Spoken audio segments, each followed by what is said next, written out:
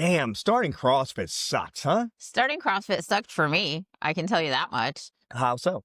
Hey, everybody. I'm Tanya, And I'm Coach Mertz. and this is the Affiliate Soapbox. So when I started CrossFit, it was completely against my will. Okay. I knew a coach. He was a friend of mine, a very good friend, and he was at a local CrossFit box. He's like, hey, do you want to come try this? I was like, no. Suckered you in. Suckered me. And hey, do you want to come see what I do? Absolutely not. You sure you don't want to? No, stop talking about CrossFit. I wanted nothing to do with it. And then 2 weeks later, he comes in and he's like, okay, I've signed you up and paid for a CrossFit fundamentals course. And I was like, what? And so he signed me up for this thing. He spent the money and then I felt trapped. I'm like, great. Can't let it go to waste. No, well, now I have to go because I'm not going to waste someone else's money. So I figured it's fine. I'll just go. I'll do my 5-mile run. I'll go to the class. We'll just sprinkle it in. When it's over, it's over. I went to the first 2 classes and I realized there's no way I'm going on my 5-mile run. It did. Just work. Previously, I'm doing, different classes at a gym. I'm going on runs. I'm biking. I'm working out 2-3 hours a day. And this workout, I was like, man, I'm doing everything in the hour that I'm spending 2 or 3 hours to do, right? I never said thank you to him, but I wasn't going to admit that I was wrong. But fast forward to 8 years later, and here we are sitting, I've opened my own affiliate, right? I've got my very own CrossFit box. And I think that just really shows how sometimes trying the thing that you're completely opposed to, not for good reasons, just because of all the things you hear. The rumors you've heard can really lead to a big change in your life, in how you move, and in the way that you do business and the way that you live. Yeah, the optics on CrossFit can look hard, but it's not intended to be that hard.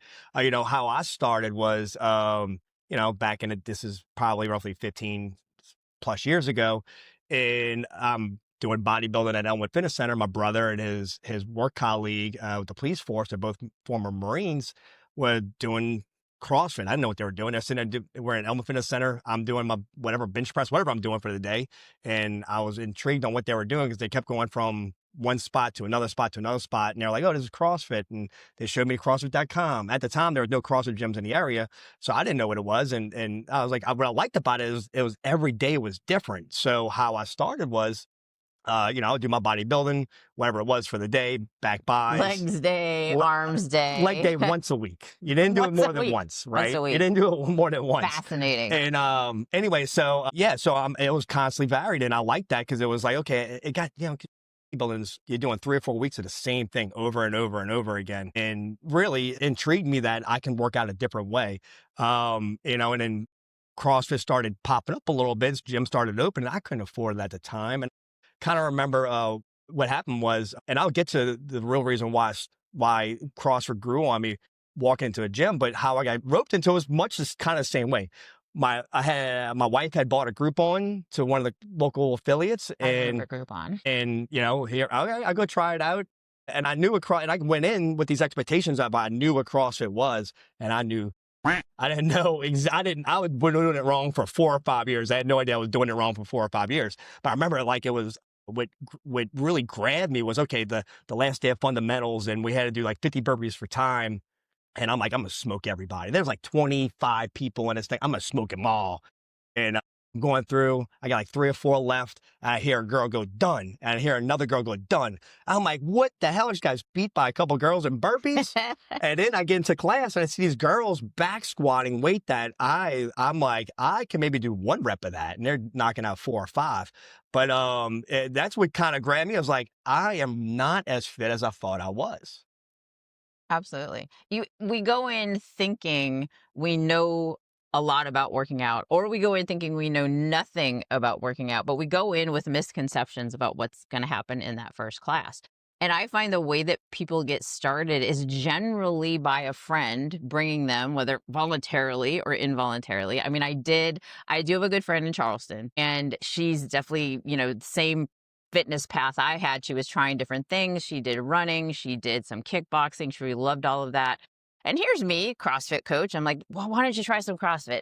It's okay. You try some CrossFit. You could show me a few things at home. And so I was visiting her, I think a year ago, and I was up there for a week, and I'm dropping into her local CrossFit box. It's 4 minutes from her house. I'm like, just come with me. No, it'll interfere with the time that I run. I don't want to get up that early. All the reasons we give ourselves not to go. So my last day in Charleston, I'm in the CrossFit box and I walked up to, it was the owner or one of the coaches. And I said, okay, here's the deal. I'm going to sign my friend up for a month of CrossFit and then I'm going to leave town. And they were like, deal. I leave the Roped CrossFit another gym. one. Right. I leave the CrossFit gym.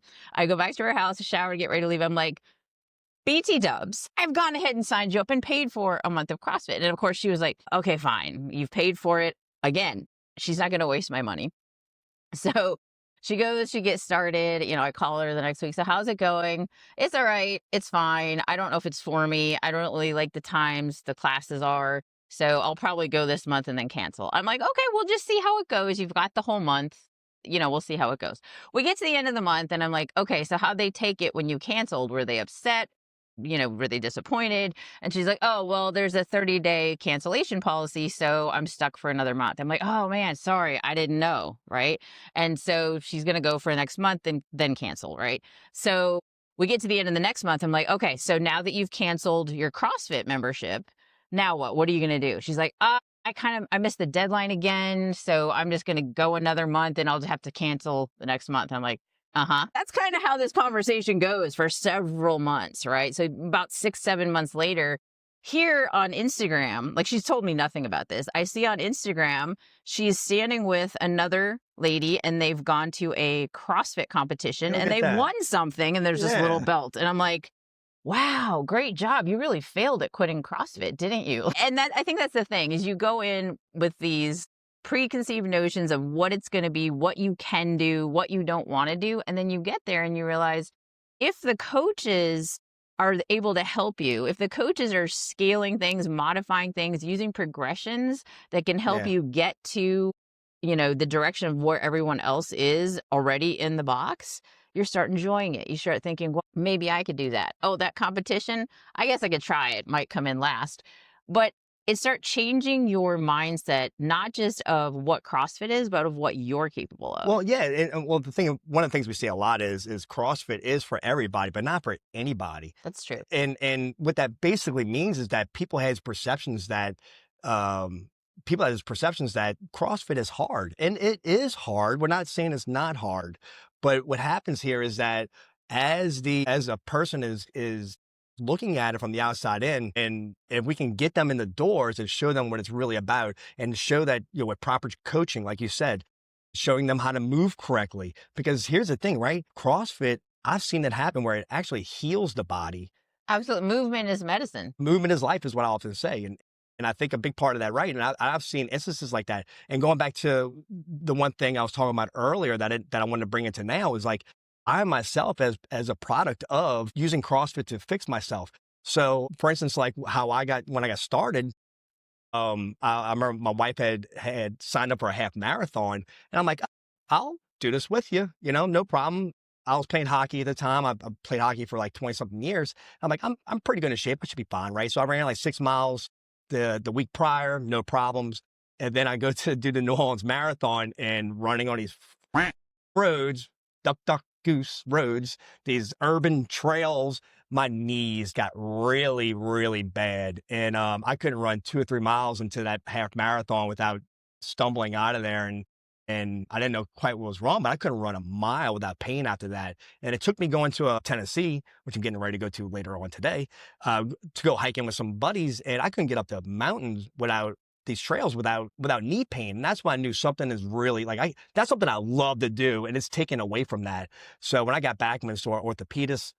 He said, everything looked fine. It looks like I'm just really tight. Like he was trying to move my kneecaps around. He's like, yeah, you're tight. My T-bands were struggling real tight. So when she brought that group on and I go into class, and it wasn't long after that, and they're stretching.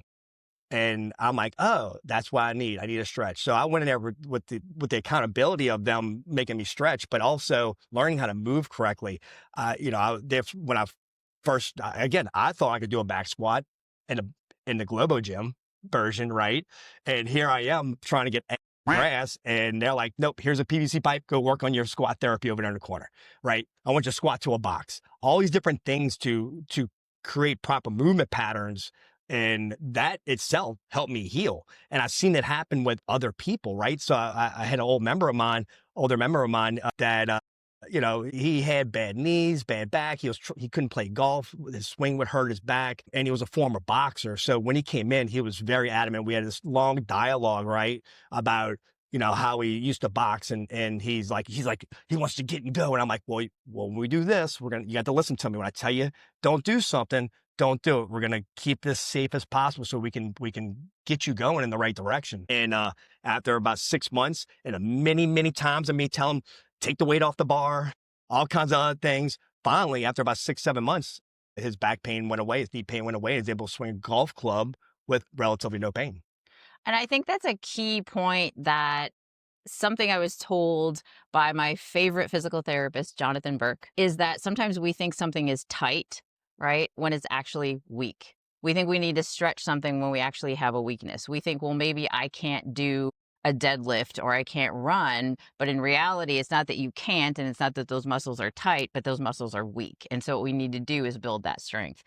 And CrossFit is really the first line of defense in figuring out, am I actually injured? Or is just this something we need a better movement pattern? I need my coach's eyes. We might have somebody come in and they're like, oh man, I can't squat. I can't get very low. My knee hurts. Something, feels weird. So I need to do something else.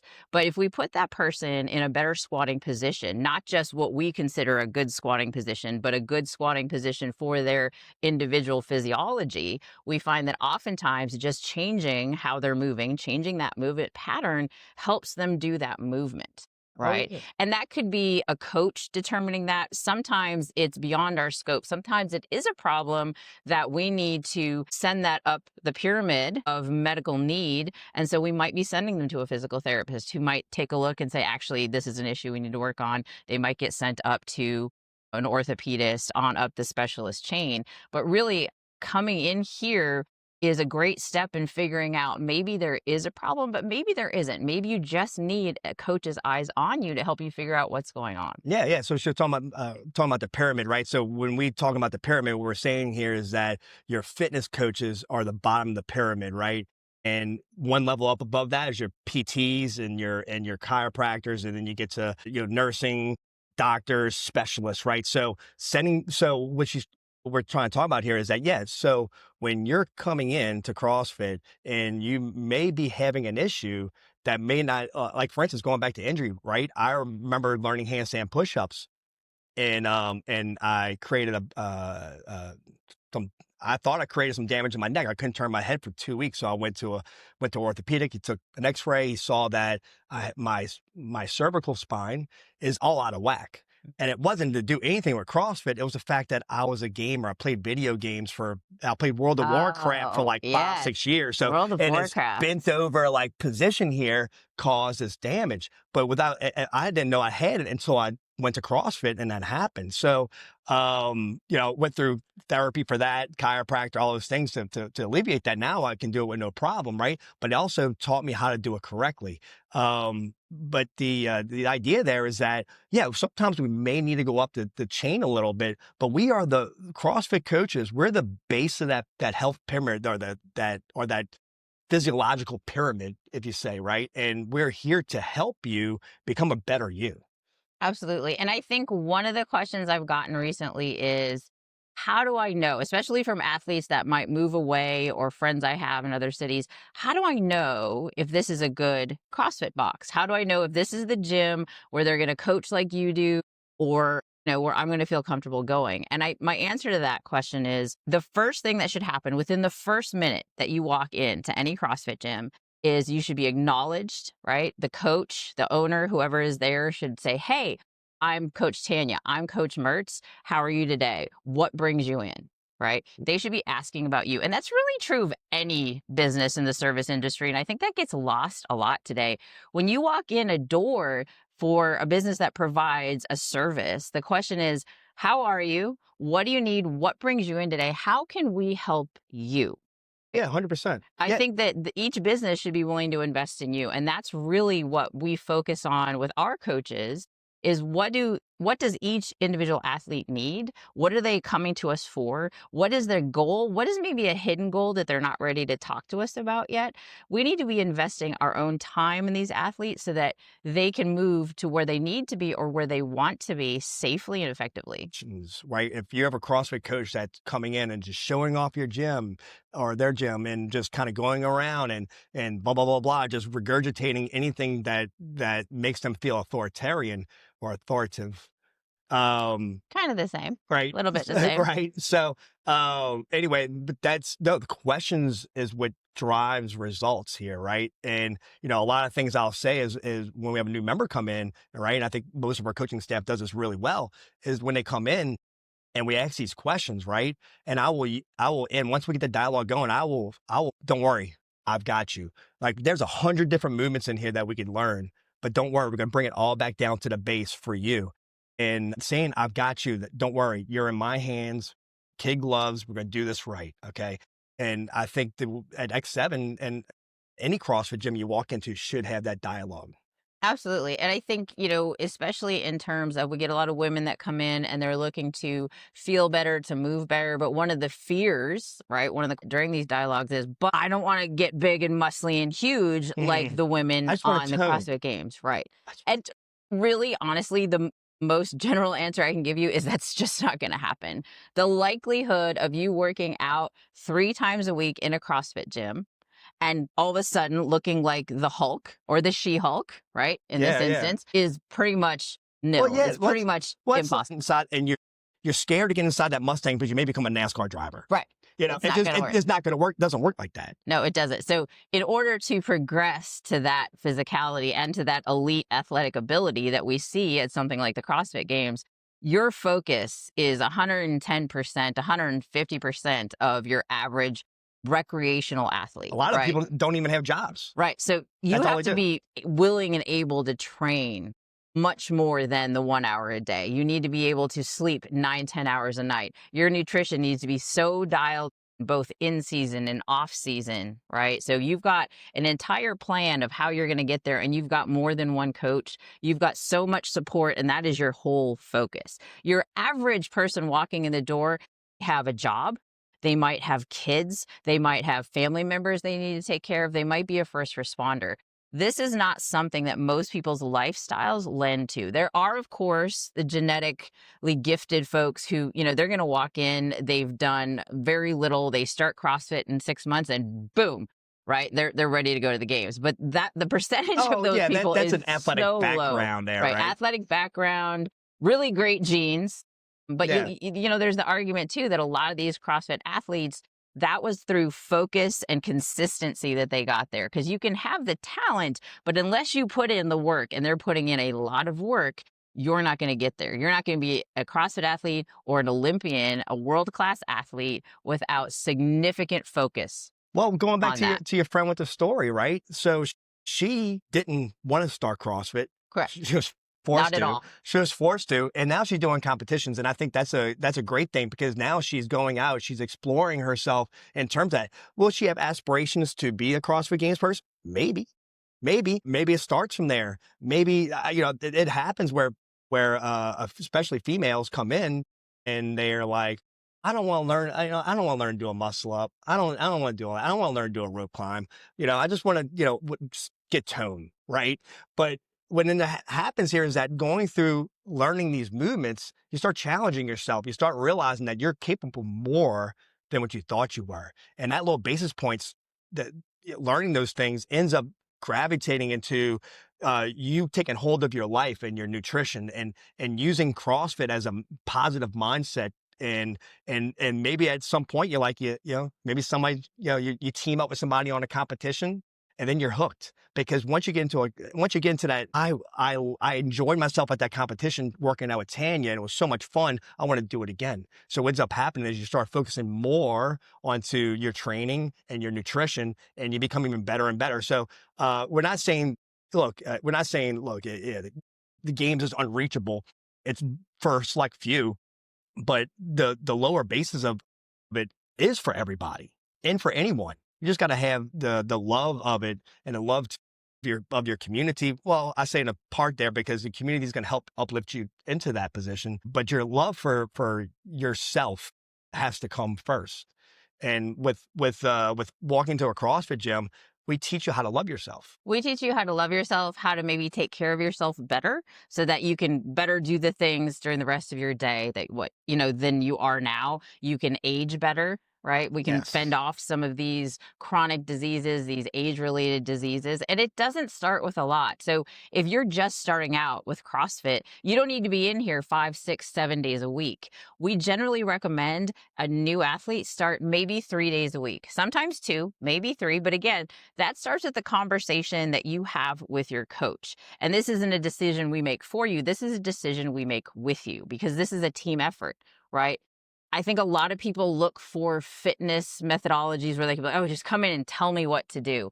The problem with that is if you're just being told what to do, if you're not providing any input, well, that felt, I felt horrible the next day. I felt like death. If you're not saying, oh, this is really sore now, or I think this hurts, then that methodology is not moving you in the proper direction. So you need to talk to your coaches when you start. You need to keep talking to your coaches as you progress. These little aches and pains can be solved sometimes by, again, better movement patterns, maybe scaling back that either the intensity, the volume, maybe scaling the movement itself, right? But we all need to work together and we are a team in getting that done. Yeah. So you were telling me the other day about an email you got or some kind of little questionnaire that made you Yeah. think about this, right?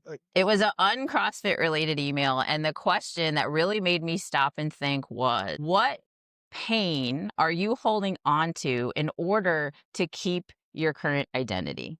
Right? Yeah. So what is it, whether it's a physical pain, a mental block, right? What is it that's keeping you from moving forward so that you can stay in that comfort zone? Really? Is it CrossFit is scary? Well, it gives you CrossFit all is these hard? excuses to Right. not do anything. Right. Is it that I can't do any of those things, or I can't do pull-ups? I could never do pull-ups as a kid in the gym. I could never do. We had the pull-up test and the rope climb test when I was in high school, grade school, right? Which they don't do And I anymore. could never do any of that because they didn't focus on the skill to do it. They're like, here's the rope, go. And so when the first time I climbed a rope in CrossFit, we scaled it down to a rope walk, just being able to use my hands and how to use my lower body support that. And now rope climbs are one of my absolute favorite movements. And you But probably walked in the door thinking, well, I'm putting words in your mouth, maybe, but you probably walked in the door not thinking that you could even do the rope climb, or even if you want to attempt to learn to do it. You're just like, I'm good. I don't need to learn that. right. I had this idea in my head that I'm not good enough to do a pull-up and I won't be. So that actually held me back for quite a while, even in the CrossFit gym, because coaches would say, why don't we try this? Maybe we can make it a little harder at first. And I was like, nope, I can't do it. I know I can't do it. But it took the right coaches. It took the right questions. It took the right cues, and it took the right progressions to finally get me to see, well, maybe I could start, doing a little bit harder version of that ring row. Maybe instead of doing that jumping pull-up, I'm going to use my toes to support me up into a toe spot pull up. But I mean, one of my, and I know you agree with me on this, what I'm about to say is that the one pet peeve that I think we all both have is the use of bands with pull-ups Oh, all yeah. the Don't damn do that, time. please. Everybody stop doing that.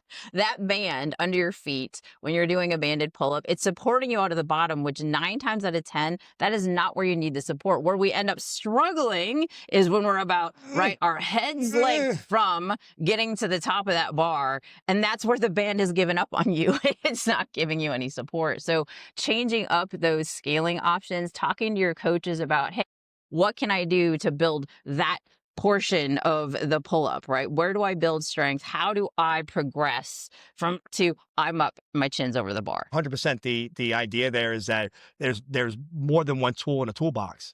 We have Absolutely. multiple tools in a toolbox, and we should use them all. Right? It's like building a house. You don't need a single hammer to build a house. You need all kinds of things to build a house. So sometimes you need a saw blade to really grind into, cut something down, right? And so, having the proper tools and learning how to use each tool as seen fit for each individual and giving them those different progressions, those different tools to keep going after it. The goal is there. It will happen. Sometimes it just takes the support of your coach to have that dialogue to help you understand, look, here's the thing, right? Ring rows are great tool, right? A lot of people, when we have pull-ups on a board, and they're like, oh, well, I guess I'll just do ring rows. No, you're going to do ring rows, but you could do them a little bit harder than last week. Right. You Yeah. could do a vertical pull. You could do an inverted barbell row. There's so many things you could do to build that strength. And And we're going to that's celebrate it right. as a coach. So that's the whole thing I was going to say is that great job. You made that movement harder today. You did awesome. That's exactly what we want to see. Absolutely. We're celebrating all the little steps. And so I think that that's one of the most important things we can say today is that starting CrossFit is the first step. And how do we start that first step? It might be that you just decide to sign up for a free trial class, walk in the Or you door. buy your friend a membership. Right. I'm not saying do that, but I did it and it worked and it was done to me. Hey. Anyway, but I think like friends, friends bring us into the CrossFit space. Find that friend who's always talking about it. Call up that CrossFit gym and be like, hey, I'm interested. What you really need to start CrossFit is the mindset that you're ready to make a change for yourself, ready to make a change for your family, ready to make a change that'll affect your life in the most positive of ways. And honestly, folks, if you're looking to start CrossFit, if you're in the New Orleans area, we have a great way for you to get started. We are running our Bring a Friend week next week from September 22nd through September 26th. We're going to drop a link here in the little portion below the podcast, whatever that's called. And, sign up there. If you don't have a friend here, grab a friend and bring them with you. Or come by yourself. Mertz will be your friend. He's a great guy. I'll be your friend. I would love to be anybody. We love new friends. I love friends. Right? Yeah. And I think the biggest thing is decide for yourself that you're going to do something that makes your life better and just take that first step. Okay, we're here to help you. It only takes that first step, right? And Bring a Friend week is a great time to take that first step and plant that seed of growth to become a beautiful flower, right? And that Bring a Friend week is not only is it great beneficially because you can learn how to you get your first induction with CrossFit and with friends nonetheless. But also, I mean, there's a great deal happening there. Explain the deal a little bit. All right. Well, so first off, that whole week is free. So you can do a week of CrossFit and decide, wow, this is great. Wow, these are fun people. You get a whole week to decide that for free. And when you join with your friend, or if you join because a friend is here, you're going to get $80 off that first 4 weeks. So we're not only going to bring you into the community, we're going to bring you into CrossFit, welcome you, and help you start your journey. We're going to give you a little incentive to make it just that much sweeter on starting to help yourself, which I think we found that's the thing we need today is we need to decide that we are worth it. You are worth it. You belong here. You're worth it. And you're worth it. Thank you. We're all worth it. Thanks for joining us, folks. I'm Coach Tanya. I'm Coach Mert. And this is the Affiliate Soapbox. Cheers. Don't smash the duck. Woo!